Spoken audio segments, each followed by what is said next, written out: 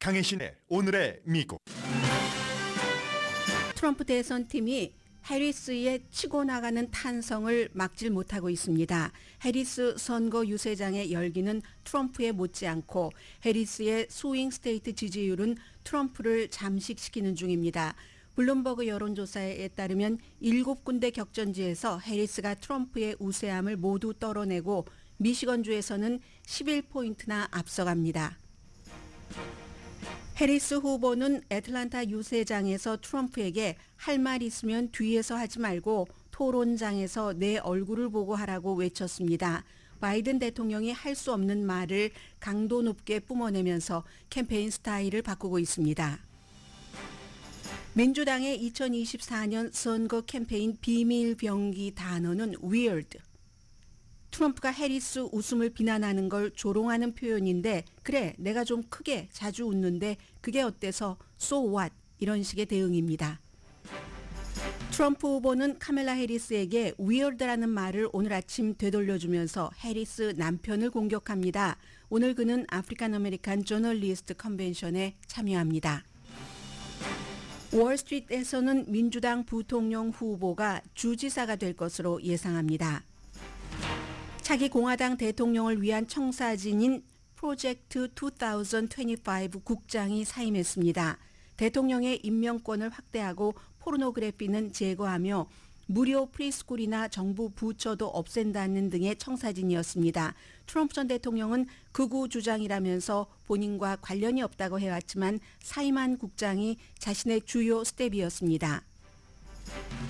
이스라엘이 레바논에서부터 골란 고원을 라켓 공격한 헤즈볼라에 대한 보복으로 레바논 베이루트를 공습해서 헤즈볼라 사령관을 살해했습니다. 몇 시간 뒤에는 이란에서 하마스 정치 지도자도 암살했는데 그는 이스라엘 하마스 휴전에 중요한 역할을 했었던 인물이고 이 두 번의 암살은 중동전 확산을 우려하게 합니다.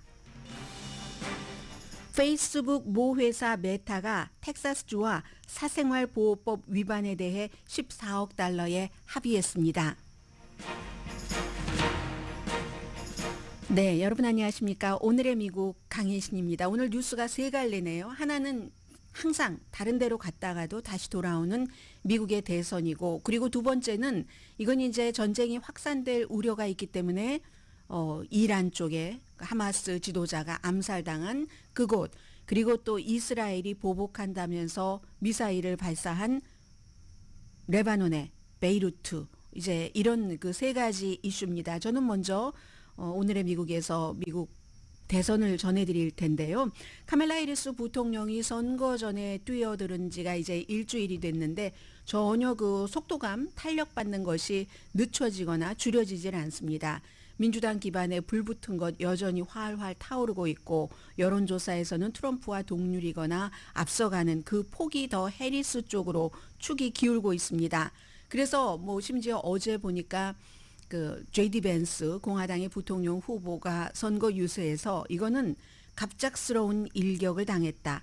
펀치를 맞았다는 겁니다. 그런데 이 펀치를 맞고 일주일 동안 지금 공화당이 반격을 제대로 하지 못하고 있습니다.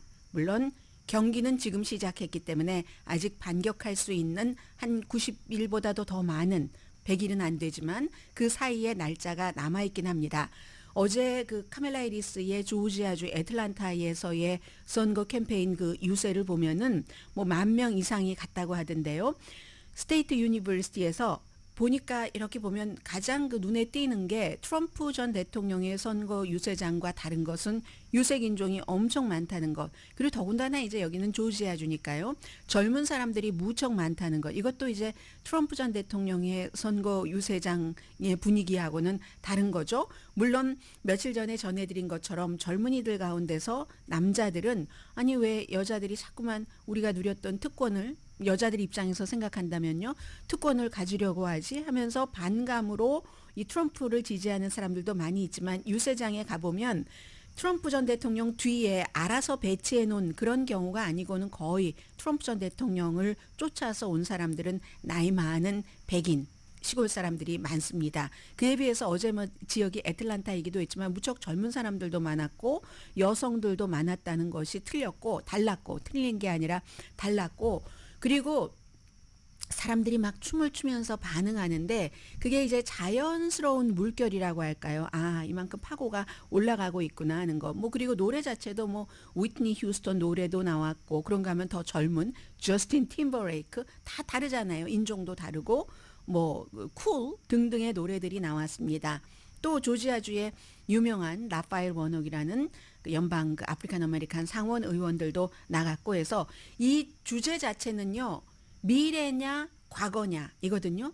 이 미래는 나고 과거는 트럼프다 하는 그 과거에 대해서 어제 이제 이 부분은 제가 오늘은 좀 말씀드릴 수 있겠습니다. 아직 완전히 끝난 것도 아니고 그게 기반이기 때문에 공화당의 청사진이기 때문에 프로젝트 2025를 카멜라 해리스가 많이 비난을 했는데 아직까지는 지금 정책 대결이 아닙니다. 그래서 사실은 이 분위기에 사람들이 바람이 너무 거세게 몰려오면은 그냥 같이 가잖아요. 반대 방향으로 역작용하는 게 아니라 그런 모습을 보여줄 수 있어서 제가 소리노나마 좀 여러분들께 몇 가지를 들려드리려고 합니다. 카멜라 해리스가 지금 뭔가가 바람이 바뀌었다.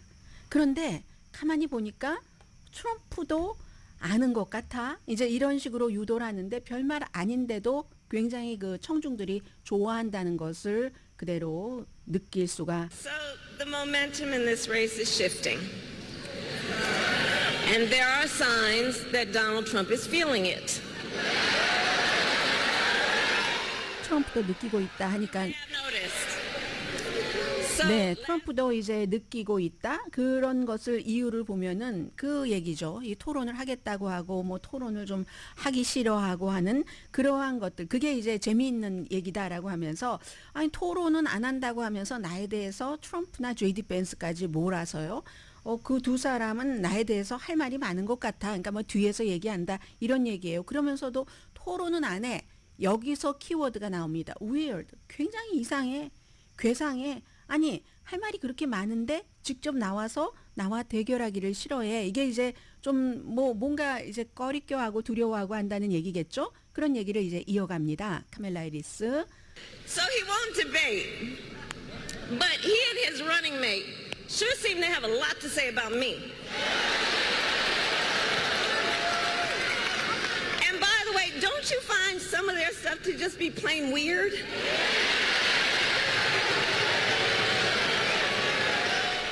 네, 이 바이든 대통령의 선거 유세에서는 도저히 상상할 수 없었던 그런 그 자연스러운 반응 또 지지 이런 거거든요. 그러면서 나중에는 트럼프 후보의 공화당 대선 후보의 이름을 부릅니다. 도널드 이름을 부르면서 다시 생각하라고. 우리 토론에서 만나서 할 말 있으면 내 얼굴을 똑똑히 보고 하자. 이렇게 카멜라 해리스가 말했습니다. Well, Donald,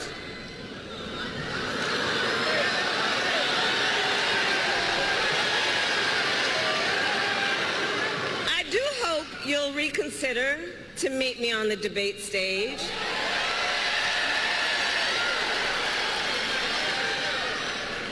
Because as the saying goes, if you've got something to say it to my face.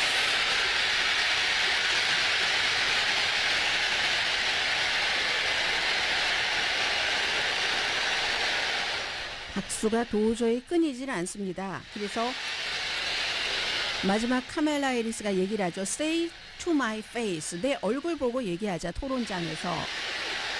그런데도 제가 지금 들려드리는 이 장면은 카멜라 해리스의 어제 연설 내용이라든가 이런 것들이 뭐 대단했다, 뭐 특별했다 하는 게 아니라 이 반응 자체는 민주당을 일주일 만에 바이든 대통령이 뭐 이렇게 뭐 10,000명이 넘는 군중 앞에서 연설을 한 적도 없고 하니까 완전히 지금 기류가 바뀌었다고 맨 앞에 카멜라 해리스가 얘기를 하잖아요. 그런 기류들이 여론조사로 이제 하루가 지나면 지날수록 그대로 반영이 됩니다. 블룸버그 여론조사에 따르면 7군데 격전지에서 해리스가 트럼프의 우세함을 모두 털어냈습니다. 블룸버그 뉴스와 모닝 컨설팅 공동 컨설트 여론조사입니다. 그래서 전체적으로 합치면은 해리스가 이깁니다. 뭐 7군데를 통합을 해보자면 48% 대 47%. 해리스가 4군데서 앞서가고 트럼프가 2군데, 한 군데는 동률입니다. 해리스가 앞서가는 곳이 제일 많이 앞서가는 곳이 미시건입니다. 이게 얼마나 기류가 많이 바뀌었느냐면 바이든 대통령이 예비선거할 때 이스라엘에 너무 온정적이야 라고 하면서 아랍계 커뮤니티가 가장 큰 미시건주에서 뭐 10만 명이 넘는 사람들이 민주당이 보류를 했잖아요. 투표를 언커미리드에 체크를 했었죠. 그런 미시건에서 지금 11%를 리드합니다. 네바다도 이건 졌어? 했는데 바이든 때까지 2% 해리스가 리드하고 애리조나도 리드합니다. 이건 또 중요한 의미가 있죠. 그렇게 될 경우 애리조나의 상원 의원인 마크 켈리를 구테여 부통령으로 후보로 선택할 이유가 없을 수도 있겠네. 더군다나 그렇게 되면 상원에서 한 석을 뺏기게 되니까 이걸 추정해 볼 수 있고요. 위스콘신에서도 2포인트 앞서갑니다. 트럼프가 앞서가는 지역은 2군데로 펜실베니아 4포인트 앞서갑니다. 노스캐롤라이나 2포인트 앞서갑니다. 그러면 노스캐롤라이나 지금 2포인트인데 뭐 변할 수도 있지만 이 주지사는 부통령 후보로 하는 거 본인이 사양을 했고 펜실베니아의 조 샤피로가 그러면은 4포인트나 트럼프가 앞서가니까 여기 또 뭐 웬만큼 선거인단 숫자도 되고 하니까 조시 샤피로를 선택을 하는가 이런 것은 그냥 제가 추정을 해보는 거고요. 한 군데 동률인 곳은 조지아입니다. 며칠 전까지만 하더라도 조지아 트럼프가 이겼었고 물론 2016년도에 이겼고 2020년도에 17,000명 몇백 표 차이로 트럼프가 졌기 때문에 그것 찾아내라 하는 것이 큰 이슈가 됐었는데 이번에 다시 조지아가 트럼프 쪽으로 간다 했는데 지금의 여론조사를 보면은 이렇게 주지사가 그 조지아주에서는 동률입니다. 그러나 이것은 모닝 컨설트와 블룸버그 뉴스의 여론조사일 뿐이고 네이트 실버 같은 여론조사 잘 읽는 사람은 아직까지도 트럼프가 대통령에서 이길 확률이 높다고 보고는 있습니다. 그런데 모든 것은 이제 이 추세이기 때문에 이만큼 중요하고 더군다나 7월 초에 전반적으로 트럼프가 바이든보다 앞서거나 아니면 가까스로 뭐 한 군데 정도에서 위스콘신 정도에서 동률이거나 이랬었잖아요. 거기에 비하면 이 추진력이 지금 무섭다는 얘기입니다. 그리고 또 하나 블룸버그 뉴스와 모닝 컨설트의 여론조사 결과에서 중요한 것은 이게 이제 이 카멜라 해리스에게는 양날의 칼이 될 수도 있는 이슈인데 경제와 인플레이션. 경제와 인플레이션은 체감 경제는 나쁘다 할지라도 어쨌든 그 데이터적인 경제가 미국이 엄청나게 이거 완전히 우리가 또다시 경기 침체 될 것 같다 하는 것과는 거리가 먼 쪽으로 가고 있잖아요. 그런데 그래서 언제 이자율을 내리느냐 올리느냐가 아니라 언제 내리느냐에 포커스를 둬야 될 정도로 자리를 잡아가고 있는데 아직까지는요.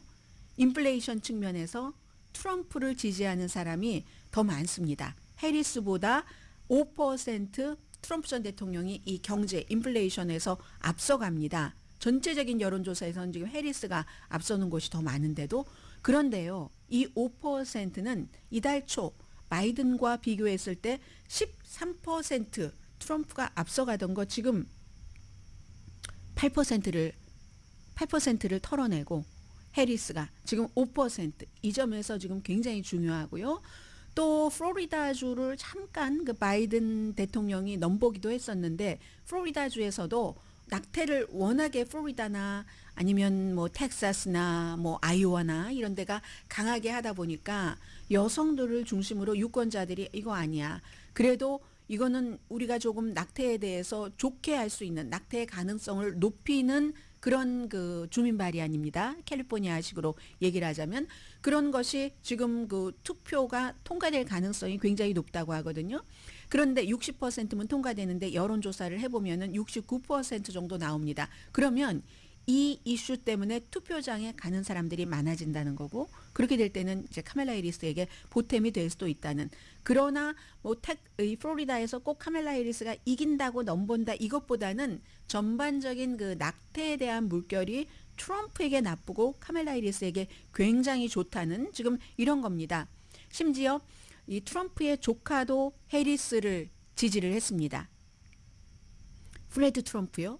며칠 전에 말씀을 드렸던 본인의 아이가 장애를 앓고 있는데 그걸 좀 뭐 예를 들어 도와달라고 하거나 장애에 대한 정책에 대해서 얘기했을 때 트럼프 그 전 대통령이 그 모든 얘기를 다 한 건 아니지만 이 사람이 뭐 결국은 장애인은 뭐 그냥 죽어야 되는 거 아닌가, 그렇게 하는 게 맞는 것 아닌가, 돈만 들고 그 아이는 뭐 부모가 그렇게 애쓰는 거 알아보지도 못하고 이런 식으로 얘기를 했다는 바로 그 트럼프의 형의 아들입니다. 프레드 트럼프가 해리스를 지지하면서 한 말이 나는 정치는 믿지 않는다. 그러나 정책을 믿는다. 만약에 해리스 쪽에서 캠페인을 해달라고 요청하면 캠페인까지도 내가 하겠다. 우리 삼촌, 우리 가족은 다 한다. 뭐 전당대회 때는 손녀가 나와서 우리 할아버지가 뭐 저를 챙겨주는 따뜻한 사람이에요. 이렇게 얘기를 했지만 또 다른 가족들은 이게 한 사람이 아니잖아요. 굉장히 복잡하고 잔인한 사람이다. 우리 가족은 전부 안다. 우리는 그에게 미친 삼촌이라고 얘기를 했다. 크레이지 해리스라고 트럼프가 얘기를 하고 있지만 크레이지 엉클이라고 얘기를 했었다라고 말합니다. 자, 그리고 이렇게 여기까지 추세를 쭉 가지고 온 단어 앞에 들어보신 정말 이상해. 트럼프는 weird, 이상해. 이런 식으로 대응을 하잖아요. 트럼프가 제일 그 카멜라 해리스를 비난하는 게 왜 저렇게 방정맞게 웃지? 아니 왜 할 말 없으면 웃지? 왜 저러는 거야? 춤은 왜 저렇게 추는 거야? 이런 것을 가지고 비난을 했고 그 같은 아주 짧은 그런 동영상 같은 것들이 무척 많이 돌았고 지금까지 효과가 있었습니다. 그런데 이걸 카멜라 해리스가 등장을 해서 뭐 25, 25세 미만의 사람들로 딱 구성된 이런 그 인터넷 웹사이트를 관리하는 팀이 있다고 하잖아요. 아니 내가 그래 웃었어. 웃는 게 뭐 나빠? 웃지 않는 네가 나쁘지? 웃어 크게 좀 웃으면 어떤데? So what? 아니 그런 걸 비난하는 게 괴상하지 않아? 이상하지 않아? 유치하지 않아? 촌스럽잖아. weird 이런 식으로 대응을 하는 겁니다. 그리고 weirdo 이상한 사람이야. 이상해. weird 이런 식으로.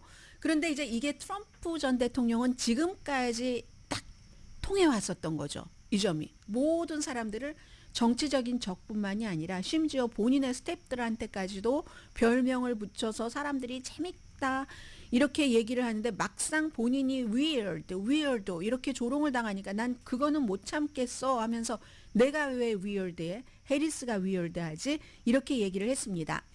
지금까지 늘 통해왔던 다른 사람에게 여자에게 본인이 뭐 장관을 UN 대사를 시켜준 사람에게도 세대가리라고 하고 이렇게 조롱을 해서 사람들이 야 어쩜 저렇게 별명을 잘 붙여? 하고 그게 통했었는데 어떻게 하면 다른 사람이 기억할 만한 그런 모욕을 주는 별명을 만드는가 연구를 했고 적중을 했는데 이게 해리스에게 안 통하는 겁니다. 멍청하다. 왜 저렇게 웃어? 웃음소리가 왜 저래? 미쳤어? 하는 게 아니 그렇게 말하는 네가 이상해.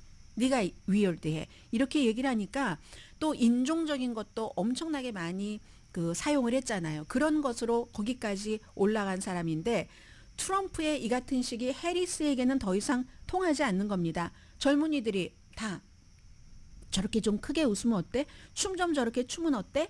하면서 그 유명한 영국의 그 찰리 그 SCX가 이 카멜라 해리스야말로 브레트 우리와 같은 정말 때로는 어색한 말도 하고 실수도 하고 춤도 추고 파티도 좋아하지만 또 결정적으로 원래 자리로 돌아가는 개념이 있는 그런 아주 씩씩한 거리야. 이렇게 얘기를 해주면서 젊은 사람들이 좋아하니까 이게 안 통하는 겁니다.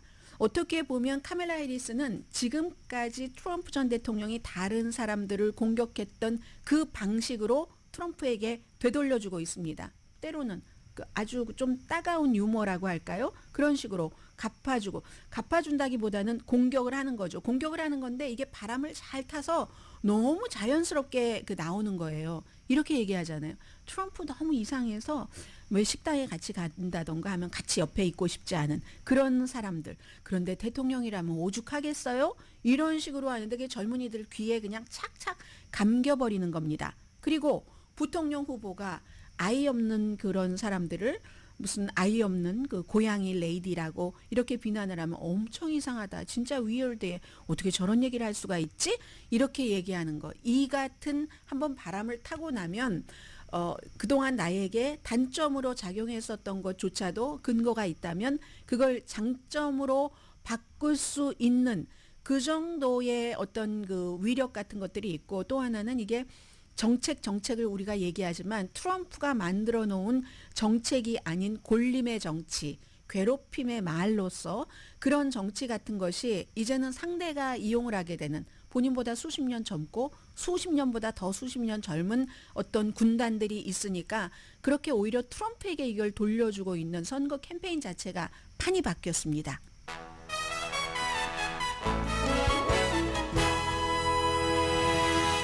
트럼프의 오늘의 스케줄까지 말씀을 드리려고 했는데 오늘의 미국은 전문가가 추천하는 이민법, 가정법 전문 제인정 종합법률사무소, 총 20억 달러 승소, 교통사고와 상해 전문 브라이언 타필라와 CG 변호사 그룹, 집 이용자 홈에퀴리 라인 오브 크레딧, 급한 하드머니까지 정말 쉽게 잘하는 용자 나라 공동펀입니다. 잠시 뒤에 주요 뉴스, 탑 뉴스에서 뭐 파리 올림픽도 조금 말씀드리고 정말 중요한 일이 있거든요. 이 베이루트와 이란에서 이스라엘이 두 명의 아주 중요한 인물을 암살한 거. 이게 미국의 신문 일면 탑 뉴스입니다.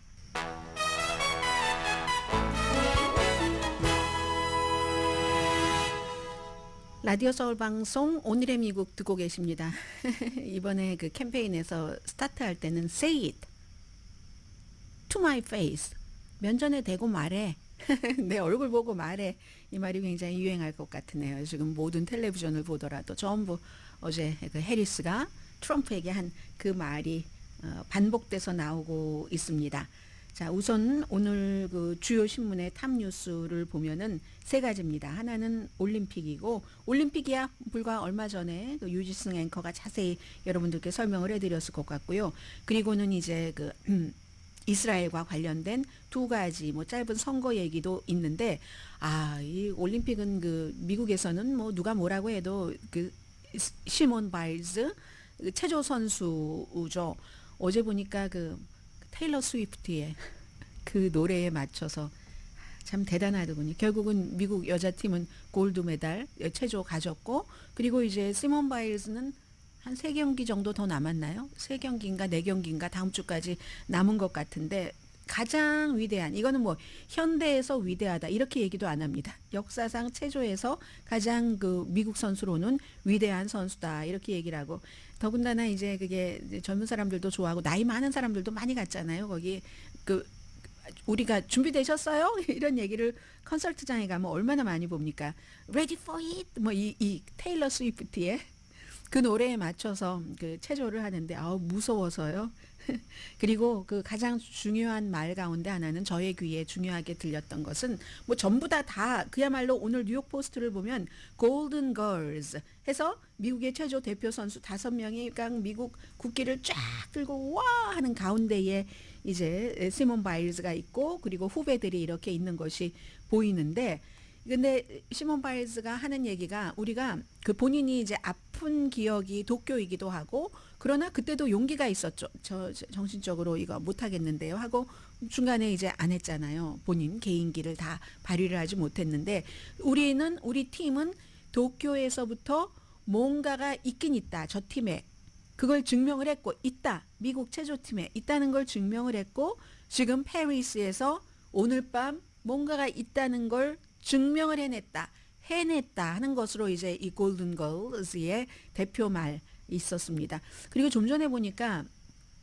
중국 그 텔레비전 화면에 수영팀들이 보였고요. 여자 수영팀들 무슨 도핑 테스트 이런 얘기 지금 나오고 있는 것 같아요.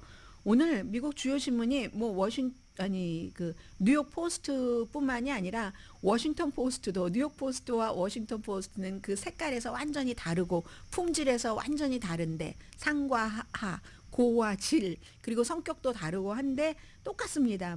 워싱턴 포스트도요, 다른 거 다 빼고 여기 미국도 어쩔 수 없어요. 매달 따니까 아주 정말 도전적인 전이 끝에 미국 여자팀이 결국은 딱 안착을, 그 랜딩을 제대로 했다 하면서 펄쩍펄쩍 뛰는 그런 그 미국 체조 선수팀의 스토리와 사진을 맨 중앙에 놨습니다. 그리고 하나 또 다른 것이 있다면, 휴스턴 지역에 살고 계신 분들 안녕하세요. 텍사스가 얼마 전에 그 허리케인 베릴 때문에, 그것 때문에 뭐 전기요금이 비싸진다면서요. 그런 얘기를 놓고 역시 휴스턴 크로니클도 올림픽 한 사람이 딱 나와서 시몬 바일즈가 딱 나와 있고 나머지 후배들이 서로 막 껴안고 하면서 좋아하는 그런 모습을 보여줬습니다.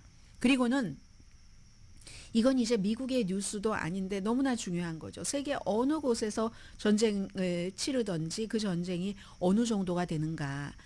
작은 규모냐 큰 규모냐에 따라서 미국이 개입되는 경우도 많고 너무 중요합니다. 이스라엘이 결국은 레바논에 있는 헤즈볼라가 이스라엘이 점령을 하고 있는 세계 다른 나라가 인정을 한 게 아닙니다. 이스라엘이 점령을 했고 뭐 서방 국가 가운데서는 트럼프 전 대통령이 2019년도에 그래 골란고원 이스라엘 거야 라고 얘기를 한 그런 지역에 있는 이스라엘 군 기지를 공격하려고 하다가 헤즈볼라의 얘기입니다. 그러다가 아니 그곳에 옛날부터 이스라엘이 점령하기 전부터 살고 있었던 시리아 땅이었으니까 그 시리아의 부족 어린이들 12명이 숨졌다. 이걸 가지고 아니 어떻게 어린이들을 숨지게 할 수가 있어 하면서 결국은 레바논의 수도 베이루트를 미사일 공격을 했습니다. 수도 베이루트는 인구가 굉장히 밀집한 지역이죠. 보복을 하더라도 이스라엘이 보복을 안 할 리는 없고 인구 밀집 지역이나 아니면 그 베이루트 레바논의 기간 시설은 안 했으면 좋겠다. 이렇게 할 때 공격을 받은 측에서 더 강하게 반발을 하니까 그리고 그게 큰 전쟁으로 번지니까 세계에서 많이 이스라엘에 참으세요 했는데 결국은 그 베이루트 한가운데를 공습을 했습니다. 그리고 그 이스라엘 면에서는 그것이 또 타당성이 있는 게 이스라엘이 헤즈볼라의 사령관을 죽이고 싶은데 그 사령관은 하마스의 사령관과 마찬가지로 인구가 많이 있는 이런 곳에 있는 거죠. 그래서 결국은 헤즈볼라 사령관을 목표로 미사일 공격을 했고 누구는 숨졌고 누구는 지금 행방을 알 수가 없고 그리고 어린이도 숨졌습니다. 여기서도 또 남의 어린이는 아니 그 시리아의 어린이는 이스라엘 어린이인 것처럼 포장을 해서 세계 다른 나라에 많이 이럴 수가 있느냐라고 얘기를 하고 보복하는 이스라엘이 결국은 여기서도 베이루트에서 어린이들이 숨졌거든요. 숨진 사람 4명 가운데 2명이 50%가 어린이입니다.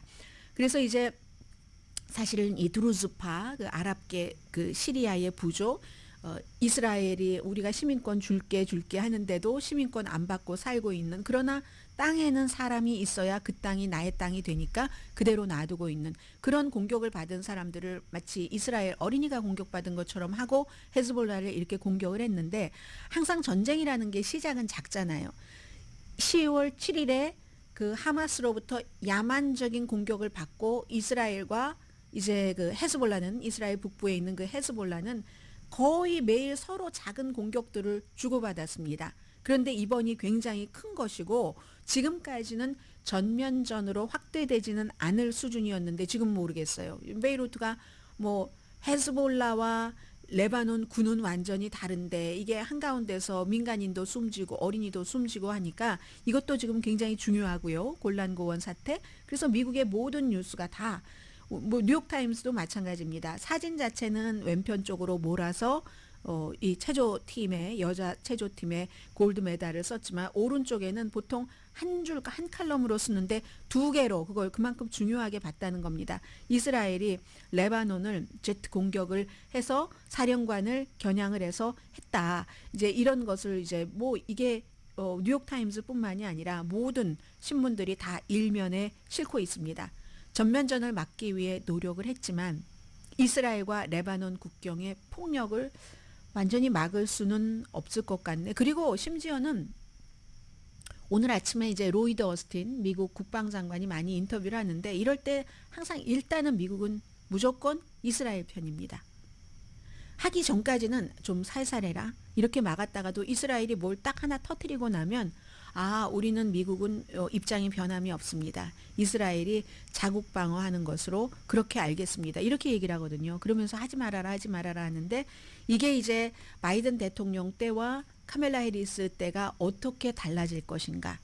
굉장히 이제 중요한 문제로 보시면 될 것 같고요. 그리고 이런 일이 있고 나서 몇 시간 뒤에 이번에는 이란입니다. 많이 이제 이쪽으로 오죠. 이제 이쪽으로 가야 되네요.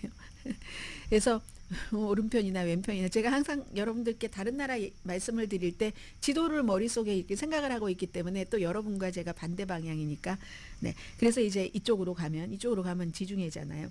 이란을 하마스의 정치 리더가 방문 중에 살해됐습니다. 이란이 대통령을 선출했잖아요. 그 대통령 취임식에 갔는데 취임식에 가서 취임식장에다가 뭘 터뜨린 건 아니지만 어디에 머물러야 되잖아요.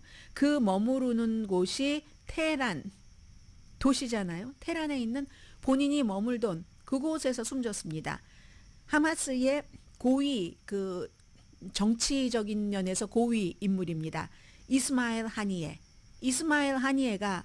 이 사람이 그동안 지난 몇 개월 동안 이스라엘과 하마스의 그 전쟁에서 휴전을 이뤄보려고 몇 개월 동안 엄청나게 노력을 했었습니다. 물 마시는 소리입니다.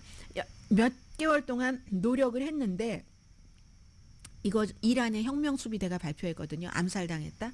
그럼 하마스잖아요. 팔레스타인의 하마스인데 팔레스타인 하마스의 암살을 이란 땅에서 있었지만 이란 국경수비대가 하마스와 동시에 발표를 했거든요. 이것도 휴전 협상의 핵심적인 인물을 이스라엘이 암살했다. 그것도 이란 땅에서 하면 이란 체면은 이건 또 말이 아닌 겁니다.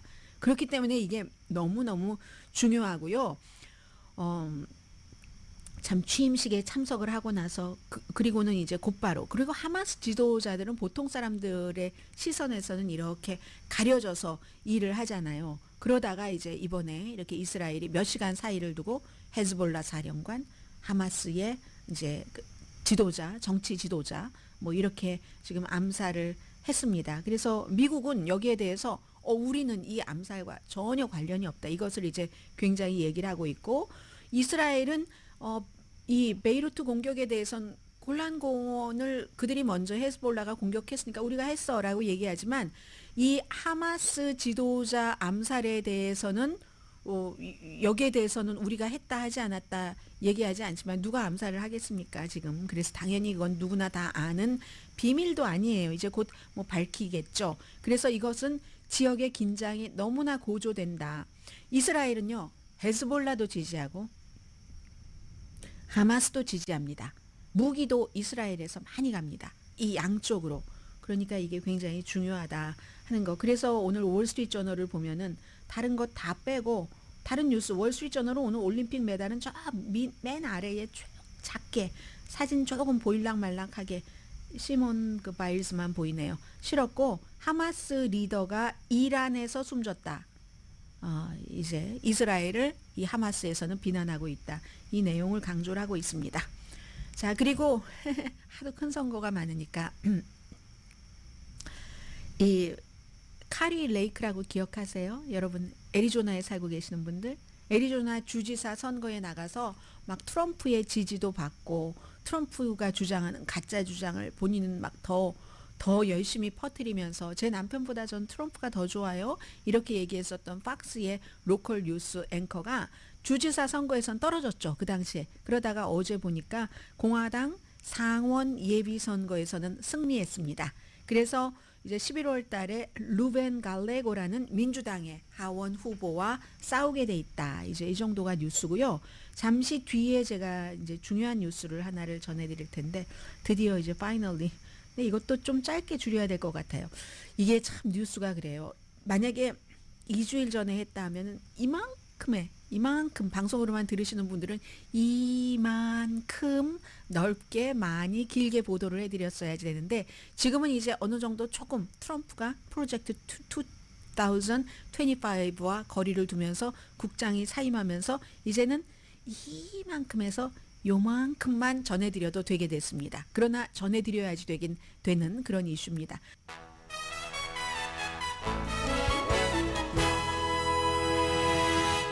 라디오 서울 방송 오늘의 미국 듣고 계십니다. 근데 우선 그 메타가 텍사스주와 14억 달러에 합의한 것부터 좀 전해드리면요. 이거 이제 추세죠.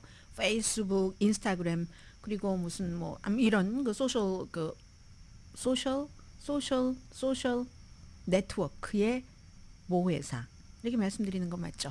어제 이제 합의를 했는데 그동안 텍사스의 검찰총장이 동의 없이 사용자의 데이터를 수집한 그런 뭐 얼굴 인식 소프트웨어 이거 이제 뭐 그런 것에 대해서 소송을 해서 결국은 뭐 처음에는 뭐 이렇게 버텨보고 저렇게 버텨보다가 더 길게 가면 안 좋으니까 14억 달러를 지불하기로 합의를 했습니다. 당연히 텍사스의 검찰총장, 이 검찰총장도 그 켄 팩스턴 엄청나게 트럼프 전 대통령 팬이고요.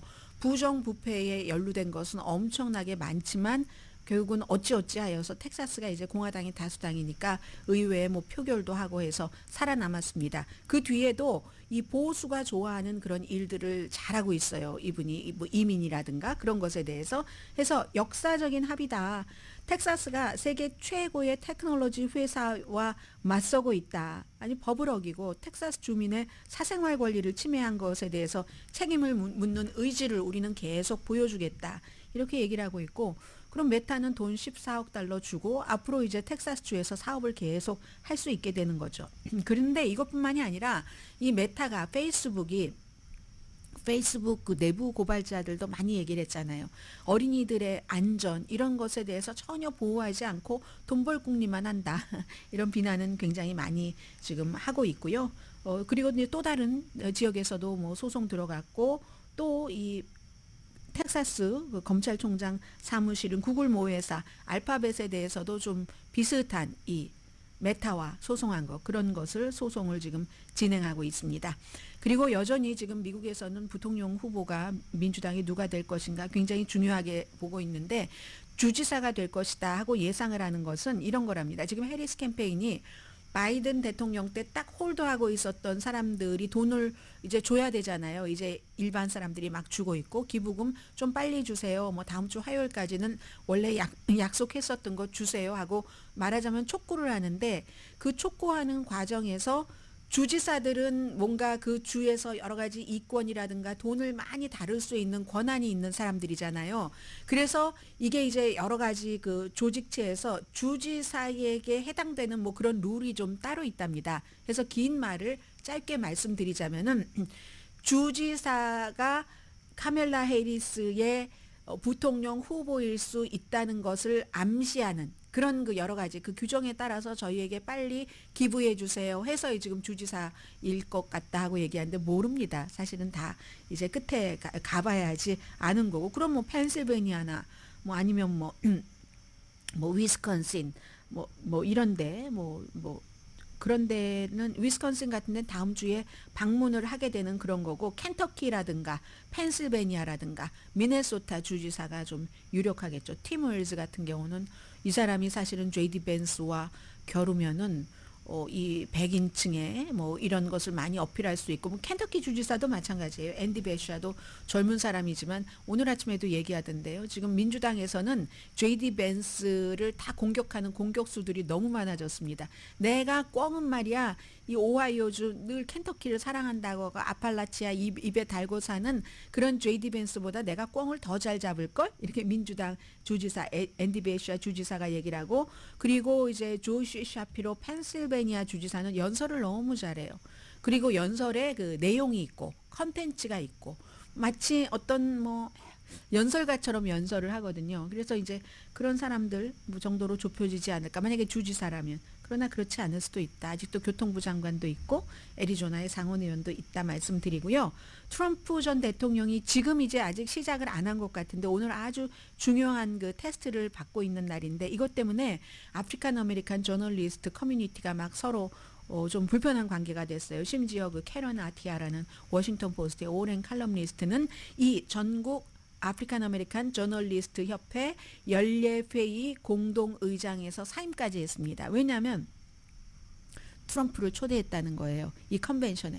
전에도 후보를 초대한 적이 있습니다. 힐러리 클린턴도 초대를 했고 바이든도 초대를 했고 지금 카멜라 해리스는 갑작스럽게 이렇게 됐기 때문에 할 일이 많잖아요. 그러니까 나는 따로 직접 인터뷰를 했으면 좋겠다. 뭐 가상 이런 게 아니라 이렇게 얘기를 하고 스케줄을 조절 중이라고 하는데 이 트럼프를 초대를 했다고 해서 어떤 사람은 당연히 우리가 초대를 해야지 누구나 다 그렇지만 어떤 사람은 그렇지만 트럼프는 예외지 아프리칸 아메리칸을 그렇게 모욕하고 그렇게 사람 취급을 안 하고 했는데 특히 유색 흑인 여성들에게 얼마나 위협적인데 그에게 자신이 한 말 같은 것을 방어할 기회를 주는 거잖아.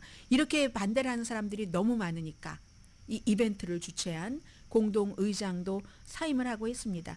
그런데 사실은 이런 모든 것들이요, 이제 전에 뭐 힐러리 클린턴도 초대받았었고 버락 오바마도 뭐 당연하고요 하는데, 정치가 양극화되지 않을 때는 이걸 같이 수용을 합니다. 어느 정도까지는. 그런데 정치가 너무 양극화되니까 가장 오픈 마인드를 가지고 있다고 하는 저널리스트들조차도 그 사람만은 안 돼 하게 되는 건데, 또 이것도 들어보면 이해가 되는 게, 그냥 그래 오케이 의견이 다르고 뭐가 이래도 좀 도가 지나쳐도 다 불러서 얘기 한번 들어보자. 그랬을 때는요, 너무너무 도를 조금 지나쳤어도, 레드라인을 넘었어도 지금 아프리칸 아메리칸 저널리스트들이 볼 때는 트럼프처럼 넘지는 않았다는 겁니다. 그러니까 지금은 도가 넘치고 넘어서 다들, 심지어 원래 그렇지 않았던 사람들조차도 컨텐츠를, 정책을 가지고 싸우는 게 아니라 스타일, 단어, 골리기 이런 걸 가지고 싸운다. 뭐 이게 이제 미국에서 달라진 거죠. 과거의 정치 환경과, 정치 환경은 아무리 그래도 논란 있는 그 뉴스메이커를 피하지 않았습니다. 그래서 이 아프리칸 아메리칸 이 저널리스트 협회에서도 며칠 전에 숨졌는데요. 78살로 루답스라는, 팍스 비즈니스에서 이민자들 엄청나게 비난 많이 하고 했었던, 그러나 또 팍스에는 돈을 잘 벌어줬고 또 그를 지지하는 보수는 엄청 좋아했죠. 이 루답스도 그 초대받았었거든요. 심지어 루답스가 CNN에서 견디다 못해서 해고했습니다. 그리고 팍스에서 팍스 돈 많이 벌어주고 트럼프 지지 열심히 하다가 결국은 팍스도 이 그 도미니언 그 보링 시스템에서 고소당하고 돈 물어주고 하는 과정에서 너무 심한 사람은 쳐내야 되겠다 하고 루답스와 이 터커 칼슨을 쳐냈죠. 근데 그 정도로 이 아프리칸 아메리칸과는 거리가 먼 루답스조차도 초대를 했었거든요. 근데 지금 더 정치가 양극화됐다 말씀드립니다.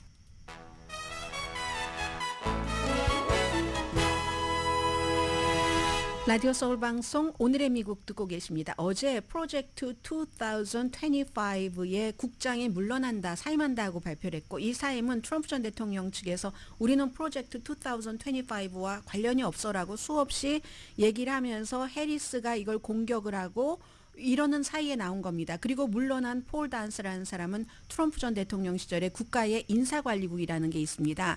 그래서 그 사람들을 정부가 채워야지 되는 사람들 있잖아요. 그런 사람들을 쭉 그 관리하고 트럼프 전 대통령에게 제안을 하고 했었던 사람입니다. 그러나 프로젝트 2025의 국장이 사임한다고 이게 없어지는 건 아니고요. 헤리티지 재단이라는 아주 보수적인 재단에서 만든 청사진인데, 트럼프 전 대통령 임기 2기에 관한 청사진입니다. 문서가 이제 뭐 9월 달에 나온다고 하고요. 근본적으로 리더십을 위한 의무, 보수의 공약 이렇게 해서 차기 정부를 위한 그 정책 희망 목록인데, 말하자면 대통령이 파워를 많이 가지고 뭐 어떤 그 지금까지 뭐 예를 들어서 뭐 임명직이나 선출직 없애고 대통령이 다 이렇게 뭐 채워 넣게 한다던가, 실용적인 것부터 말씀을 드릴까요?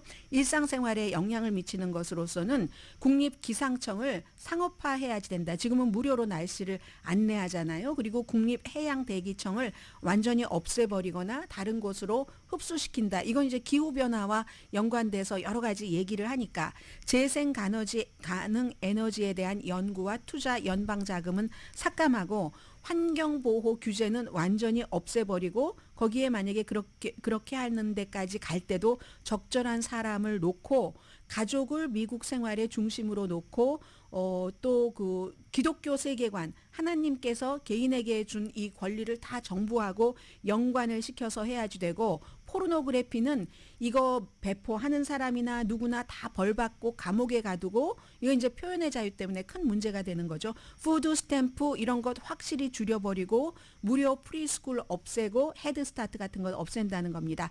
학자금 융자 탕감은 끝내고, 공영방송 기금 없애고, 메디케이드 연방기금 그 보조금을 굉장히 그 줄여버리고, 그리고 이제 또 뭐가 있나요? 연방준비제도 없애고 금본위로 가고, 법무부 같은 것도 대통령이 직접 통제를 해야지 되고, FBI도 없애고, 교육부도 완전히 없앤다. 왜냐하면 교육부에서 무슨 뭐 학교에서 성에 관한 여러 가지를 가르치기 때문에 국토안보부도 해체한다. 이민자 관련 수수료는 인상하는데 부자에 대한 소득세는 내리고 법인세도 내린다. 중국에 대한 굉장히 공격적으로 한다. 낙태 문제는 공화당의 현재 입장보다도 훨씬 아주 강하게 전국적인 낙태 금지를 뭐 이렇게 좀 추구하는 쪽으로 하고, 기본적으로 보건복지부가 성경에 기초하고 그런 그 결혼과 가족 생활에 대한 정의를 해야 된다. 이래서 한 100군데 단체와 같이 해서 했었다는 게